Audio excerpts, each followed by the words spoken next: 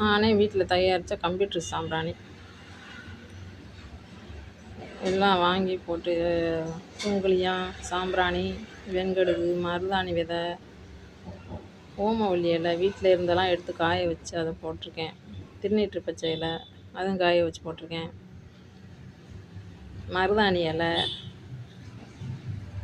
எல்லாம் போட்டு கிராம்பு, கொஞ்சம் ஏலக்காய், பால் சாம்பிராணி எல்லாம் கலந்து அதில் மிக்சியில் போட்டு தூள் பண்ணி, அதோட மாட்டு சாணத்தை எடுத்துகிட்டு வந்து பசு மாட்டு சாணம் எடுத்து வந்து காய வச்சு அதையும் கொஞ்சம் தூள் பண்ணி போட்டிருக்கேன்.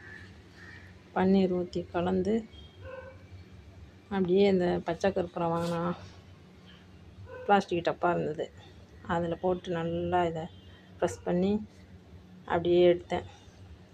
அப்படியே வந்துடுச்சு, நல்லா வரும். அதனால் அப்படியே எடுத்து வச்சுருக்கேன். வாசனை செம்ம வாசனை. அதை ரெடி பண்ணும்போது எங்கள் வீடு ஃபுல்லாக அவ்வளோ ஒரு வாசனை. இந்த மாதத்துக்கு இவ்வளோதான் பண்ண முடிஞ்சிச்சு, அதனால் பண்ணியிருக்கேன்.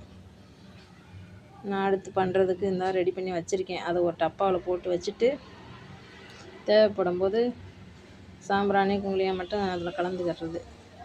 கலந்துட்டு பிடிச்சி அப்படியே காய வச்சு வச்சுக்கிடுவேன். இந்த மாதம் இவ்வளோ தான் வைக்க முடிஞ்சிச்சு டைமில். இந்த வீடியோ பிடிச்சிருந்தா ஷேர் பண்ணுங்கள், லைக் பண்ணுங்கள், சப்ஸ்கிரைப் பண்ணுங்கள். வீடியோ பார்த்ததுக்கு ரொம்ப நன்றி.